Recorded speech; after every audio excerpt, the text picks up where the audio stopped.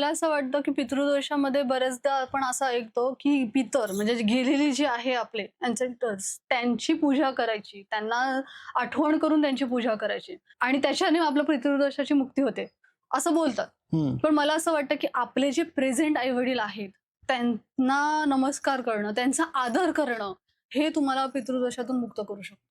ठीक आहे. आपल्या आई-वडिलांनी त्यांच्या आई-वडिलांशी कसे वागलेत हे आपल्या हातात नव्हतं. बरोबर. पण आपण त्या दोषातून मुक्त कसं होऊ शकतं? एक्झाम्पल बघूया, की गणपतीला जेव्हा विचारलं, की तुला ब्रह्मांडाचा फेरा घ्यायचा आहे, तेव्हा तो त्याच्या आई-वडिलांच्या शिव बरोबर. आणि पार्वतीचा फेरा घेतो. म्हणजे काय? तर ते दैवत आहेत. हं. मग तुम्हाला जर दोषमुक्ती करायची असेल, तर रोज आई-वडिलांच्या पाया पडणं आणि जर ते लांब असतील, तर कमीत कमी त्यांचा आदर करणं. हं. हे जर जर तुम्ही केलं तरी दोषापासून मुक्तता मिळते आणि हे कुठेतरी संस्कार म्हणून पण तुम्ही तुमच्या पुढच्या पिढीला शिकवता ना.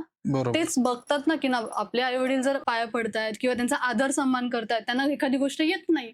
आता आपण बघतो सगळं टेक्नॉलॉजिकली झालेलं आहे. आपल्या आई-वडिलांना येत नाही. म्हणून त्यांना वेडं बोलणं, की तुला काय कळत नाही असं बोलणं. म्हणजे आपल्या आई-वडिलांना आपल्या घरात स्वतःबद्दलचं ओझं वाटता कामा नये. मग हे पितृदोषाची लक्षणं आहेत. म्हणजे तुम्ही आदरच करत नाही. पण आपण आपल्या आई-वडिलांबद्दल जर असं आदर ठेवला, त्यांचा जर मान-सन्मान केला, तर आपल्याला पितृदोष राहत नाही. लोक म्हणतात की जिवंतपणी एखाद्या गोष्टीची किंमत कळत नाही, तो गेल्यावर कळतो. हां. तर मला वाटतं हे इथं खूप जास्त परफेक्ट लाईन आहे.